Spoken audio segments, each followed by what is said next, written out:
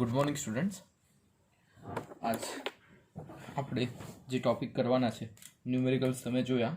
હવે આજનો નવો ટૉપિક જે છે ખૂબ અગત્યનો ટૉપિક, વાહકતા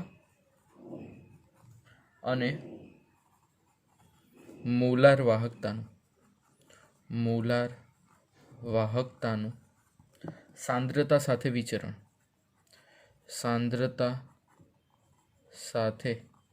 વિચરણ.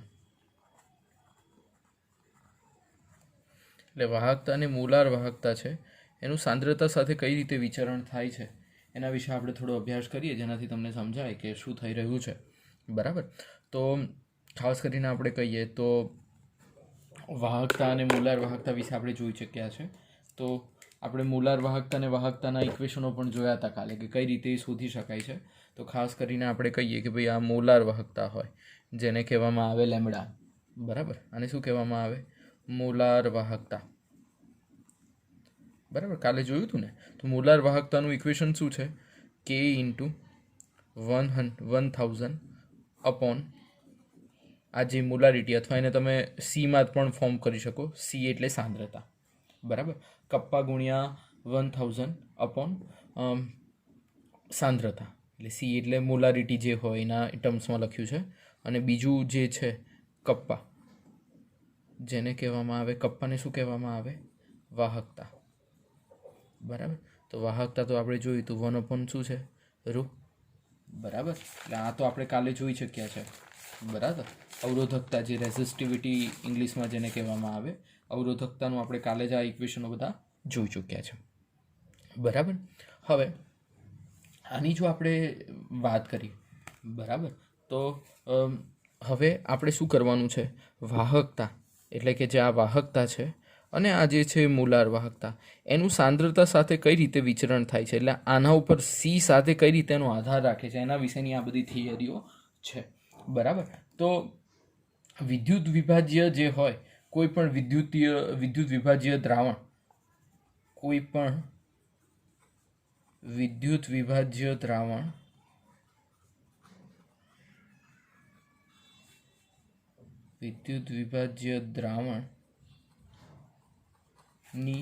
વાહકતા અને મોલાર વાહકતા,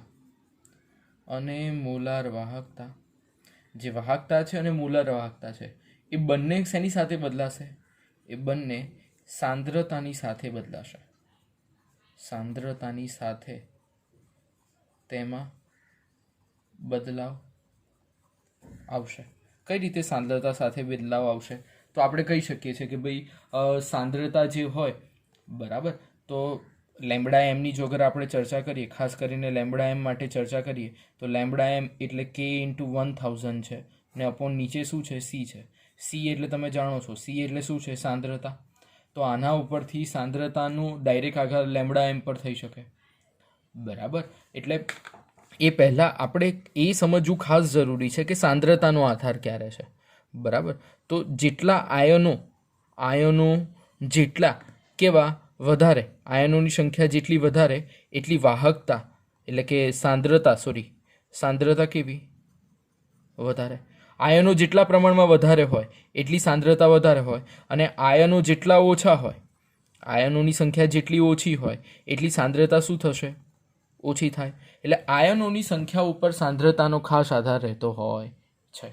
આયનોની સંખ્યા વધારે તો સાંદ્રતા વધારે, અને આયનોની સંખ્યા જો ઓછી તો સાંદ્રતા ઓછી. આયનો ઉપર ખૂબ વધારે આધાર રાખે છે. એ સિવાય પણ બે ટાઈપના જે દ્રાવણો હોય એ બે ટાઈપના હોય.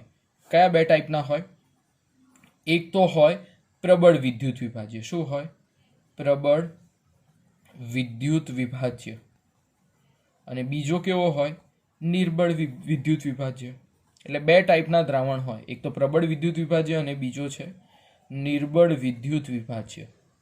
જે પ્રબળ વિદ્યુત વિભાજ્ય છે એની અંદર આયનો સંપૂર્ણપણે શું થયેલા હોય? સંપૂર્ણપણે જેટલા આયનો જે એની અંદર રહેલા હોય એ અંદર આયનો પ્રોપર રીતે મિક્સ થયા હોય. શેની અંદર? પ્રબળ વિદ્યુત વિભાજ્ય. કારણ કે પ્રબળ વિદ્યુત વિભાજ્યમાં દરેક આયનોનું જે મિક્સિંગ જે છે, જે મિક્સિંગ જે છે, વિયોજન છે, એ કેવું થયેલું હોય? પ્રોપર રીતે થયું હોય.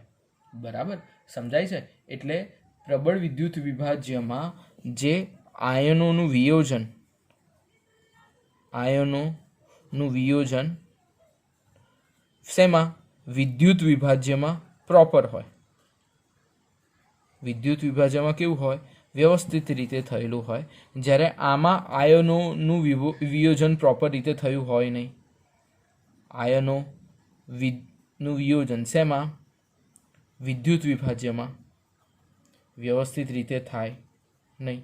એટલે વ્યવસ્થિત રીતે થાય નહીં એટલે તો એ કેવા રહી જાય? નિર્બળ વિદ્યુત વિભાજ્ય. જ્યારે પ્રબળ વિદ્યુત વિભાજ્યમાં પ્રોપર રીતે થયું હોય. બરાબર. સાથે સાથે એવું પણ કહી શકીએ કે કોઈ પણ તમે સોલ્યુશન લો, કોઈ પણ તમે દ્રાવણ લો, એ દ્રાવણની જે સાંદ્રતા છે તેમાં વિયોજન થયેલા આયનોની સંખ્યા, એટલે કે આયનોની સંખ્યા પર આધાર 100% રહેતો હોય, આધાર રાખે છે. અને આ સાથે પણ જે ધન આયન છે અને ઋણ આયન છે એ એકબીજાથી કેટલા નજીક છે એના ઉપર પણ આધાર રાખે. બરાબર. જો આ ધન આયન અને ઋણ આયન એકબીજાથી વધુ નજીક હોય, તો વધુ નજીક હોવાને કારણે આ જે આયનો છે એ વધુ નજીક હોય, તે આયનો વધુ નજીક હોવાને કારણે તેની સાંદ્રતા જે છે, કોઈ પણ દ્રાવણની સાંદ્રતા એ શું થઈ જશે? વધારે થશે. અને આ જ આયનો જો એકબીજાથી દૂર હશે, એકબીજાથી શું હશે? દૂર હશે. ધન આયન અને ઋણ આયન એકબીજાથી વધારે દૂર હશે. તો એ ધન આયન અને ઋણ આયન એકબીજાથી દૂર હોવાને કારણે તેની સાંદ્રતા શું થશે? ઓછી થશે. બરાબર. એટલે જેટલા દૂર એટલી સાંદ્રતા ઓછી થશે. તો ખાસ કરીને આપણે કહેવા જઈએ તો કે ભાઈ આપણે જે મેં તમને કહ્યું કે લેમ્બડા એમ એટલે આપણે શું કહીએ છીએ? મોલાર વાહકતા જે છે એ મોલાર વાહકતાનો આધાર ખાસ કરીને આપણે ઇક્વેશન જોઈએ તો કપ્પા ગુણ્યા 1000/C. C એટલે સાંદ્રતા છે. હવે આનો સીધો આધાર આપણે એવું કહી શકીએ, આનો મતલબ શું થઈ શકે કે lambda M is inversely proportional to 1/C. શું થઈ શકે? Lambda M is 1/C. કારણ કે આ ઉપરનું બધું જો આપણે અત્યારે અચળ ધારી લઈએ તો લેમ્બડા એમ જે છે એ ઇન્વર્સલી પ્રોપોર્શનલ C થશે. તો એનો મતલબ શું થશે કે જે મોલાર વાહકતા છે એના બે ઇક્વેશનો આવી શકે. મોલાર વાહકતા અને સાંદ્રતા વિશે બે સંબંધો બાંધી શકાય. કયા બે સંબંધો? જો સાંદ્રતાનું મૂલ્ય ઓછું, જો ડિનોમિનેટર એટલે છેદ જો નાનો તો આ વધી જાય, એટલે છેદ નાનો તો મોલાર વાહકતા વધારે. છેદ નાનો, જો સાંદ્રતા ઓછી તો મોલાર વાહકતા વધારે. અને તમે શબ્દોમાં લખજો, હા, મારી રીતના ના લખતા, હું સમજાવવા માટે તમને લખું છું. અને એ જ વસ્તુ જો જોવા જાઓ તો જો સાંદ્રતા વધારે તો મોલાર વાહકતા ઓછી, કારણ કે ઇન્વર્સલી પ્રોપોર્શનલ છે. બરાબર. એટલે આ મોલાર વાહકતામાં જેટલી સાંદ્રતા વધારે એટલી મોલાર વાહકતા ઓછી, અને જેટલી સાંદ્રતા ઓછી એટલી મોલાર વાહકતા વધારે. બંનેનું એકબીજા સાથે વ્યસ્તનો સંબંધ છે. સમજાય છે? એટલે તમને એવું કહી શકાય કે જે મોલાર વાહકતા છે, અથવા જે પણ વાહકતા છે એનો સંબંધ, હજુ એક સેન્ટેન્સ એવું લખી શકાય કે ભાઈ જે મોલાર વાહકતા છે અથવા વાહકતા જે છે, મોલાર વાહકતા અને વાહકતા જે છે, જેમ દ્રાવણની સાંદ્રતા ઓછી થાય, એટલે જે આ જે છે દ્રાવણની સાંદ્રતા ઓછી થતી જાય તેમ તેની મૂલ્યોમાં બદલાવ આવશે. એટલે જેમ જેમ એના મૂલ્યો બદલાતા જાય એમ એની વેલ્યુ ચેન્જ થવાની છે. બરાબર. હવે જો તમે એના માટે એક કેસ સ્ટડી લેતા હોય, કઈ રીતે હું તમને કેસ સ્ટડીની વાત કરું છું કે એ વધારે એના વિશે ચલો પછી જોઈશું આપણે. કેસ સ્ટડી એક પાછળ આપણે જ્યારે કોલર સર્ચ લો આવશે ત્યારે એમાં એની ચર્ચા કરીશું. અત્યારે આપણે સમજીએ કે જે હવે આપણી થિયરી જે હતી એ થિયરી શું છે કે ભાઈ આ વાહકતા અને મોલાર વાહકતાનું જે સાંદ્રતા છે એનું કઈ રીતે વિચરણ થાય છે, બરાબર. તો એમાં આપણે બે જોયા. કયા જોયા? એક તો પ્રબળ વિદ્યુત વિભાજ્ય માટે જોયું અને એક શેના માટે જોયું? નિર્બળ વિદ્યુત વિભાજ્ય માટે જોયું, બરાબર. તો આપણે જે સૂત્ર જે છે એ બે માટે ઓલરેડી જોયા છે કે ભાઈ પ્રબળ વિદ્યુત વિભાજ્ય અને નિર્બળ વિદ્યુત વિભાજ્ય માટે શું થાય છે, બરાબર. તો હવે આપણે પહેલાં એવું જોઈએ કે પ્રબળ વિદ્યુત વિભાજ્ય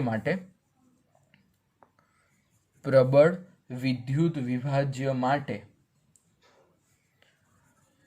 આ એ થિયરી છે, બદલાઈ નથી, પણ હવે આપણે બેમાં એને ડિફરન્શિએટ કરીએ છીએ કે પ્રબળ વિદ્યુત વિભાજ્ય માટે જે આપણે પ્રબળ વિદ્યુત વિભાજ્ય લઈએ છીએ એ પ્રબળ વિદ્યુત વિભાજ્ય માટે હવે આપણે શું જોવાનું છે? આ પ્રબળ વિદ્યુત વિભાજ્ય માટે વાહકતા અને મોલાર વાહકતા પ્રબળ વિદ્યુત વિભાજ્ય માટે વાહકતા અને મોલાર વાહકતાનું સાંદ્રતા સાથે વિચરણ. એટલે હવે જ્યારે પ્રબળ વિદ્યુત વિભાજ્ય લેશું અને બંને લેશું ત્યારે શું થાય છે એ આપણે જોવાનું છે. તો આપણે જેમ જોયું કે ભાઈ લેમ્બડા એમનું મૂલ્ય જે છે એ ડાઉન જાય છે. ક્યારે? જ્યારે સાંદ્રતાનું મૂલ્ય શું થાય? ઉપર. લેમ્બડા એમ એટલે મોલાર વાહકતાનું મૂલ્ય સાંદ્રતા સાથે, એ તમે જોયું, બરાબર. હવે આપણે એક વસ્તુ અહીંયા એ જોવાનું છે કે હવે આ જે સાંદ્રતા છે પ્રબળ વિદ્યુત વિભાજ્ય હોય તો પ્રબળ વિદ્યુત વિભાજ્યની તમે પરિકલ્પના કરી શકો કે પ્રબળ વિદ્યુત વિભાજ્યમાં સાંદ્રતા કેવી હોય? પ્રબળ વિદ્યુત વિભાજ્યમાં દ્રાવણની સાંદ્રતા કેવી હોય? સાંદ્રતાનું મૂલ્ય મહત્તમ હોય. જો આ મૂલ્ય મહત્તમ હોય, સાંદ્રતાનું મૂલ્ય જો તમને મહત્તમ હોય તો લેમ્બડા એમ બરાબર આપણે ઇક્વેશન તમે જોયું એ રીતે કપ્પા ઇન્ટુ 1000 અપોન સી. જો સીનું મૂલ્ય મહત્તમ હોય તો લેમ્બડા એમનું મૂલ્ય શું આવે? સીનું મૂલ્ય એકદમ વધારે હોય તો લેમ્બડા એમનું મૂલ્ય ઓછું થઈ જાય. સી વધારે હોય તો લેમ્બડા એમ ઓછો થઈ જાય. હવે એ જ વસ્તુ આપણે જોવાની છે કે જ્યારે આપણે સીનું મૂલ્ય એકદમ ઓછું કરી દઈએ, સીનું મૂલ્ય 0 ની નજીક કરી દઈએ, એટલે સી એકદમ ઓછો કરી દઈએ. જો સી એકદમ ઓછો કરી દઈએ તો લેમ્બડા એમનું મૂલ્ય મહત્તમ, જ્યારે ડિનોમિનેટર 0 થાય તો સી ઇન્ફિનિટિવ તરફ લેમ્બડા એમનું મૂલ્ય જતું રહે. સમજાય છે? એટલે જ્યારે તમે સીનું મૂલ્ય જ્યારે 0 કરી દો ત્યારે જે બીજો મૂલ્ય સીનું મૂલ્ય જ્યારે 0 કરી દો ત્યારે લેમ્બડા એમનું મૂલ્ય એકદમ મહત્તમ થઈ જાય. તો એને જ્યારે લેમ્બડા એમ મહત્તમ થાય એને લેમ્બડા એમ 0 તરીકે દર્શાવવામાં આવે છે. કઈ રીતે દર્શાવવામાં આવે છે? લેમ્બડા એમ 0, જેને ગુજરાતીમાં કહેવામાં આવે છે સીમિત મોલાર વાહકતા. શું કહેવામાં આવે છે? સીમિત મોલાર વાહકતા, બરાબર. તો ડેબે ટેકલ નામનો એક સાયન્ટિસ્ટ હતો.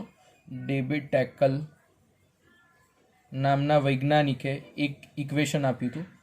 એ ઇક્વેશન શું હતું ખબર? આ ખાસ એક પોઈન્ટ યાદ રાખજો હા, કે જ્યારે સીનું મૂલ્ય 0 એટલે કે એકદમ ન્યૂનતમ જ્યારે કોન્સન્ટ્રેશન સાંદ્રતા જે છે એકદમ 0 કરી દો ત્યારે લેમ્બડા એમ એ મહત્તમ થઈ જાય. આ તો તમને ઓછું વાળું સમજાયું, પણ જ્યારે આ તમે 0 કરી દો ત્યારે લેમ્બડા એમ મહત્તમ થાય ત્યારે લેમ્બડા એમ 0 મળે, જેને સીમિત મોલાર વાહકતા. આ ગ્રાફમાં કઈ રીતે લખવાનું છે હમણાં આપણે કરીએ છીએ. અત્યારે ખાલી જસ્ટ આના ઉપર ધ્યાન રાખો કે ડેલ ટેકલ નામના વૈજ્ઞાનિકે શું ઇક્વેશન આપ્યું? એને ઇક્વેશન આપ્યું કે ભાઈ લેમ્બડા એમ બરાબર લેમ્બડા એમ 0 માઇનસ એ ઇન્ટુ સી રેઝ ટુ 1/2.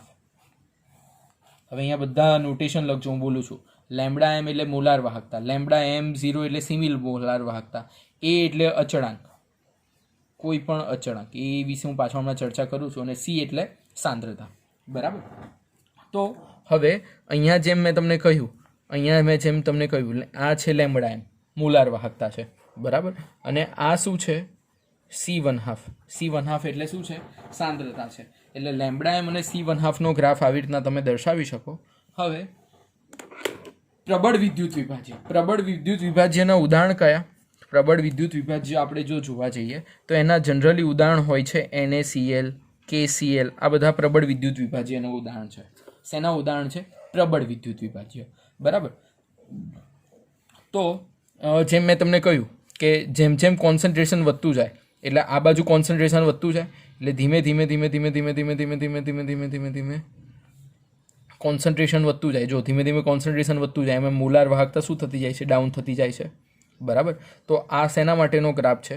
આ આપણને NaCl માટેનો ગ્રાફ છે. જ્યારે હું તમને કહું જ્યારે C0 હોય, આ પોઈન્ટ પર C0 હોય, આ પોઈન્ટને શું કહેવામાં આવે? સીમિત મોલાર વાહકતા, લેમ્બડા M0 કહેવામાં આવે, બરાબર. સેમ એવી રીતના KClનું પણ તમે લખી શકો, KClનો પણ ગ્રાફ બનાવી શકો કે હા. તો આ જે હતો એ શેના માટેનો હતો? આ હતો NaCl માટેનો. હવે આ જે છે એ છે KCl માટેનો, બરાબર. તો આમાં પણ સેમ એ વસ્તુ કરી શકો કે આ જે છે લેમ્બડા M0 શેનું છે? KClનું છે, બરાબર. તો પ્રબળ વિદ્યુત વિભાજ્ય માટે આને આવી રીતે વ્યાખ્યાયિત કરી શકાય, બરાબર. હવે જે આયનો, જે એની વાત કરું છું તો એની અગર આપણે ચર્ચા કરીએ તો NaCl માટે એનું મૂલ્ય 1:1 રહેવાનું. કેટલું રહેવાનું? 1:1 રહેવાનું. હવે CaCl2 તમે લેશો, CaCl2 લેશો તો CaCl2 માટેનું જે મૂલ્ય જે છે ધન અને ઋણ આયન પર આધાર રાખે તો એનું મૂલ્ય જે છે CaCl2 માટે શું રહેવાનું? Ca એટલે શું? +2 ને Cl એટલે માઇનસ, તો શું આવશે? 2:1 આવશે. હવે MgSO4 લેશો તો MgSO4નું તમને નીચે સમજાવું. MgSO4નું તમે લેશો તો એના માટે એનું મૂલ્ય એટલે કે જે અચળ છે એનું મૂલ્ય લેવા જશો તો Mg શું છે? +2 છે. Mg શું છે? +2 છે ને SO4 શું છે? -2 છે. તો આ +2 છે એટલે આનું પ્રપોઝન શું આવશે? 2:2 આવશે, બરાબર. એટલે દરેક વિદ્યુત વિભાજ્ય દ્રાવણોના અલગ અલગ તમે એના મૂલ્ય લઈ શકો. એ તમારા 81 પાના નંબરની નીચે આવું એક નાનો પેરેગ્રાફમાં લખ્યું છે, બરાબર. તો આ તો આપણે જોયું. શેના માટે જોયું આપણે? અત્યાર સુધીનું આપણે જે જોયું એ પ્રબળ વિદ્યુત વિભાજ્ય માટેનું જોયું. શેના માટે જોયું? પ્રબળ વિદ્યુત વિભાજ્ય, કે ભાઈ પ્રબળ વિદ્યુત વિભાજ્યમાં કઈ રીતે તમે આ મૂલ્યો માપી શકો છો. હવે આપણે જોઈએ નિર્બળ વિદ્યુત વિભાજ્ય માટે. શેના માટે જોઈએ? નિર્બળ વિદ્યુત વિભાજ્ય માટે મોલાર વાહકતા અને વાહકતાનું સાંદ્ર સાથે વિચરણ. હવે આપણે જોઈએ નિર્બળ. આપણે પહેલાં શું જોયું હતું? પ્રબળ. હવે જોઈએ નિર્બળ વિદ્યુત વિભાજ્ય માટે. નિર્બળ વિદ્યુત વિભાજ્ય માટે વાહકતા અને મોલાર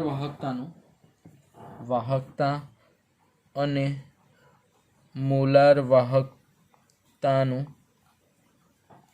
સાંદ્રતા સાથે વિચરણ.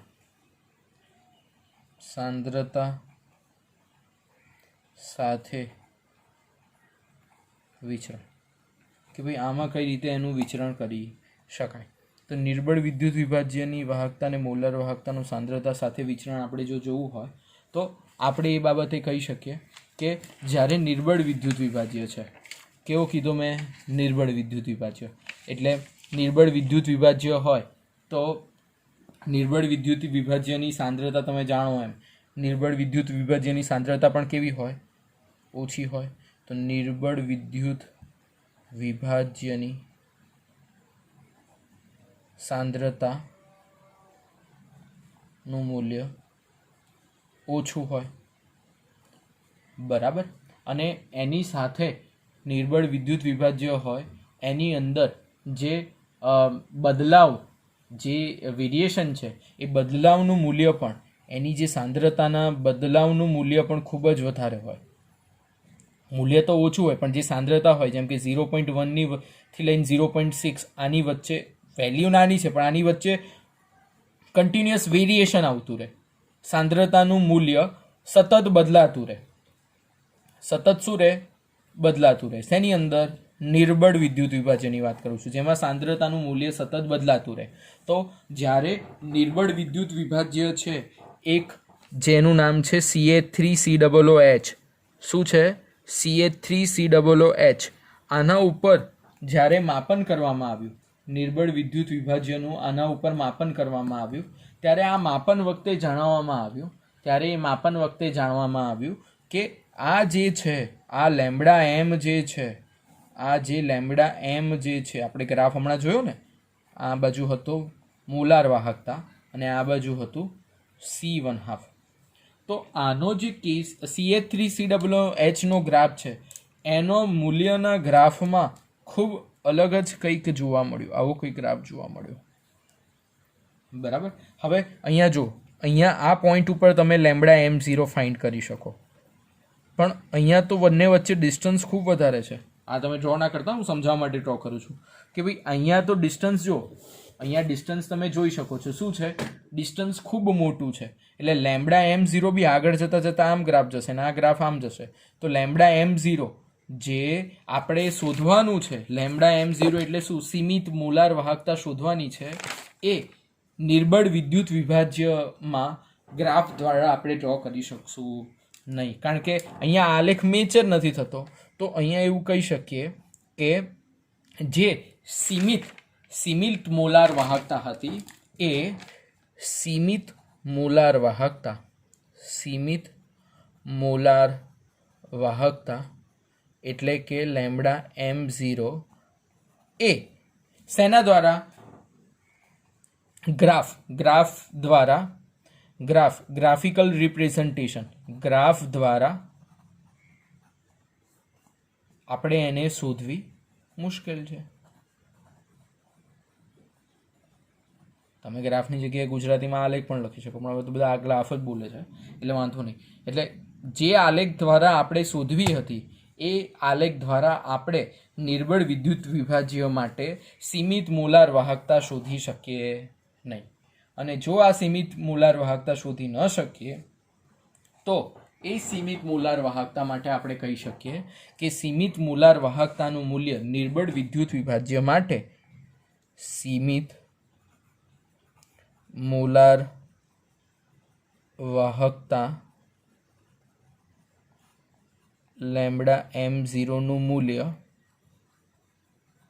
જે સીમિત મોલાર વાહકતા છે લેમ્બડા M0 નું મૂલ્ય જે છે, એ આપણે આ ગ્રાફથી શોધી નથી શકતા, જેને કારણે હવે આપણે આનું મૂલ્ય જે છે શેના દ્વારા શોધવાનો પ્રયત્ન કરીશું? એ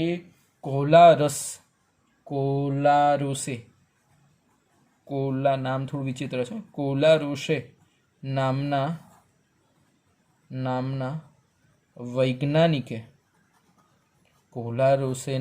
વૈજ્ઞાનિકે આ મોલાર વાહકતાનું મૂલ્ય શોધવાનો પ્રયત્ન કર્યો. અને એ પણ કઈ રીતે કર્યો એનું હવે આપણે નિરૂપણ જોવાનું છે.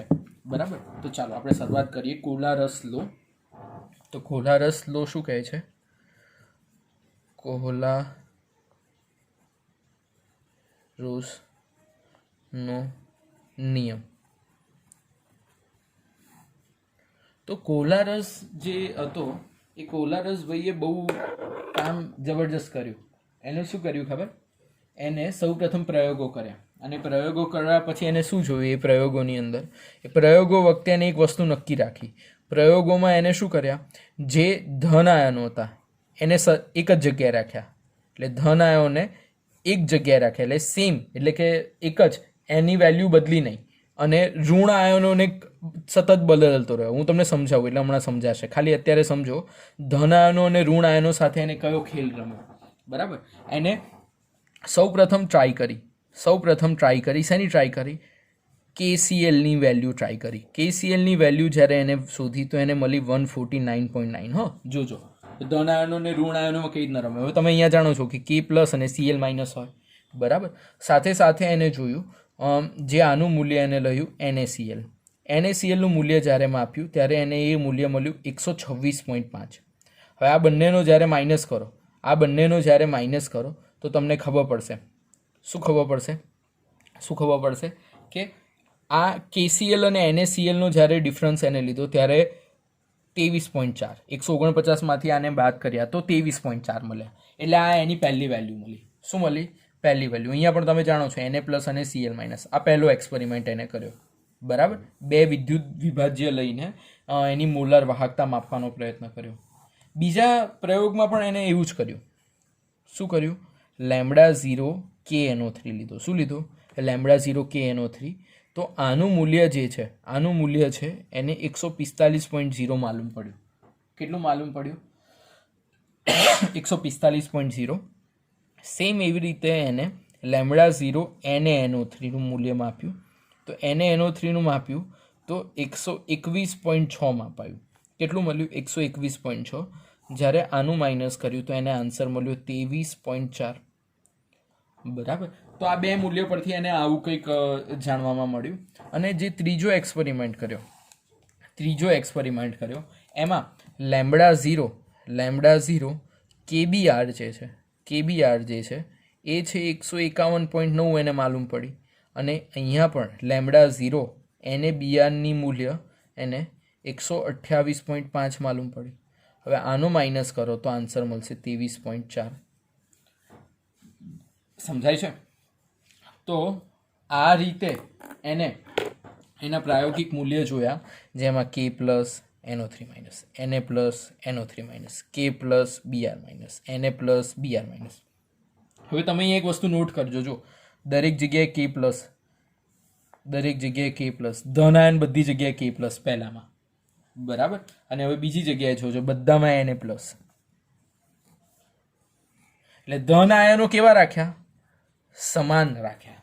ધન આયનોને સમાન રાખ્યા અને ઋણ આયનોને શું કર્યા? જો એને Cl માઇનસ તો Cl minus, Cl minus Cl. એટલે ધન આયનોનો જે તફાવત હતો એ દરેક જગ્યાએ સમાન રાખ્યો. અને ઋણ આયન જે પર્ટિક્યુલરલી એના દ્રાવણો હતા એને અલગ કરીને ઋણ આયનો, જો અહીંયા Cl માઇનસ જ હશે, NO3 માઇનસ. આ બધાનો તફાવત એને સેમ મળ્યો. આ બધાનો તફાવત એને કેવો મળ્યો? સેમ મળ્યો. આ બધાનો તફાવત સેમ મળ્યો.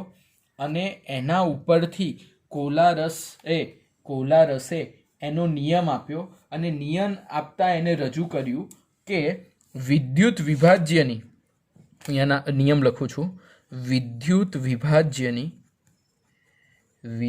વિભાજ્યની સીમિત મોલાર વાહકતાને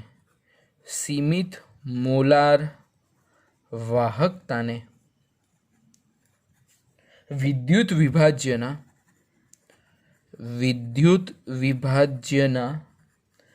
ધન આયન અને ઋણ આયન ના વ્યક્તિગત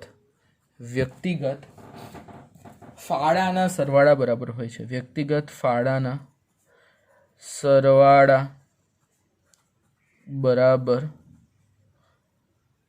હોય છે. આ કોણે વિચાર્યું? કોલારસ લોએ વિચાર્યું. બરાબર. તો એના નિયમ માટે હવે ખાસ કરીને આપણે એવું કહી શકીએ કે જે એને નિયમ આપ્યો એ નિયમના આધારે આપણે આગળ કોલારસ લોમાં આપણે એની જે મોલાર વાહકતા છે એક એનું ઉદાહરણ સારી રીતના આપી શકીએ કે ભાઈ એ ઉદાહરણમાં એને કઈ રીતે એના પ્રાયોગિક મૂલ્યનું એને વિસ્તૃરણ કર્યું. તો જેમ કે એને એવું કહી શકાય કે તમે કોલારસ લોમાં અહીંયા બે ઇક્વેશન અહીંયા આપી શકો કે ભાઈ NaClનું જો તમારે વેલ્યુ સીમિત મોલાર વાહકતા જોતી હોય તો lambda Na plus lambda Cl માઇનસથી શોધી શકો. લેમ્બડા KCl હોય તો lambda K plus lambda Cl minus. આ બધા સૂત્રોથી તમે શોધી શકો. બીજા 2-3 તમારે લખવા હોય તો Ca3COOHના આના ઉપરથી Ca3COOHનું સૂત્ર તમે બનાવી શકો. બરાબર. તો આ થયો કોલારસનો નિયમ. ખાસ પૂછાતા હોય છે એટલે ખાસ ધ્યાન રાખજો. બરાબર. હવે કોલારસ લોની ઉપયોગિતા, આ કોલારસનો નિયમ જે છે એની ઉપયોગિતા શું છે? તો હવે જોઈએ કોલારસના નિયમની ઉપયોગિતા. આ નિયમની ઉપયોગિતા ક્યાં ક્યાં છે, બરાબર. તો પહેલી જે ઉપયોગિતા છે, આ બધી કોલારસ ભાઈને પિક્ચરમાં આવું કેમ પડ્યું કે તમે જ્યારે પ્રબળ વિદ્યુત વિભાજ્યનું જોતા હતા તો પ્રબળ વિદ્યુત વિભાજ્યની લેમ્બડા M0 એટલે કે જે સીમિત મોલાર વાહકતા તે એ તમે શોધી શકતા હતા. પણ એ જ જ્યારે નિર્બળની જ્યારે ચર્ચા કરતા હતા ત્યારે નિર્બળની ચર્ચા તમે મોલાર વાહકતા શોધી શકતા નહોતા. એટલે આ નિર્બળની શોધી ન શકતા હોવાને કારણે કોલારસ ભાઈએ આવવું પડ્યું. તો પહેલી તો આ નિયમની ઉપયોગિતા એ છે કે આ નિયમ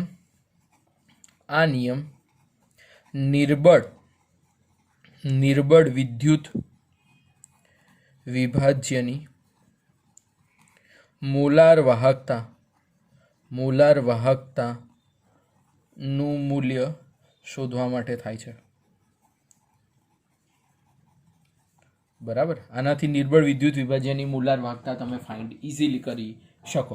એટલે એના માટે સૌથી પહેલાં એનો ઉપયોગ થાય છે, બરાબર. તો આ એનો પહેલો એડવાન્ટેજ છે કે ભાઈ નિર્બળ કોઈ બી હોય એના માટે તમે ઇઝીલી એનો ફાઇન્ડ કરી શકો, બરાબર. પછી એની જો બીજી આપણે જોઈએ તો નિર્બળ વિદ્યુત વિભાજ્ય માટે જે આંશિક મૂલ્યો આપણે કે અને આલ્ફાના જોયા છે, બરાબર. વિયોજન અંશ આપણે જોઈ ચૂક્યા છે. તો આનાથી વિયોજન અંશનું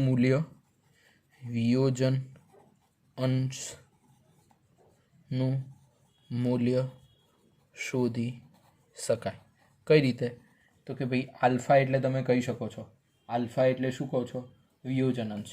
તો આલ્ફાનું મૂલ્ય જે છે આના પ્રમાણે જો જોશો તો lambda M0 upon lambda M. જ્યાં હવે લેમ્બડા M0 એટલે સીમિત મોલાર વાહકતા અને લેમ્બડા M એટલે કોઈની પણ જે મોલાર વાહકતા જે પણ સાંદ્રતાએ હોય એટલે જે સાંદ્રતાએ હોય એ મોલાર વાહકતા લેમ્બડા M અને લેમ્બડા 0 M એટલે સીમિત મોલાર વાહકતા, બરાબર. અને જે ત્રીજું જે છે એને કહેવામાં આવશે, તમારા ચોપડીમાં આપ્યું છે કે નિર્બળ વિદ્યુત વિભાજ્ય માટે જે કે એ શોધવાનો છે, બરાબર. કે એનું સૂત્ર તમે જોઈ ચૂક્યા છો. આને કહેવામાં આવે ડિસોસિએશન એટલે કે વિયોજન અચળાંકનું મૂલ્ય શોધી શકાય. તો કે નું ઇક્વેશન તમે જાણો છો શું છે? C આલ્ફા સ્ક્વેર -1 - આલ્ફા, બરાબર. તો હવે આ વેલ્યુ અહીંયા તમે મૂકી દો તો શું થશે? C lambda M square upon lambda M0 square -1 upon lambda M upon lambda M0 આ થશે. લસા લો એટલે લેમ્બડા M0 નીકળશે અને ફાઇનલ ઇક્વેશન શું આવશે? C lambda M square upon lambda M0 into lambda M0 minus lambda M, બરાબર. તો આ રીતે કોઈનો પણ વિયોજન અંશ તમે શોધી શકો. તો આ થઈ કોલારસ લોની ઉપયોગિતા. હવે આપણે એ રિલેટેડના દાખલા પછી આગળ જોઈશું, બરાબર. Thank you.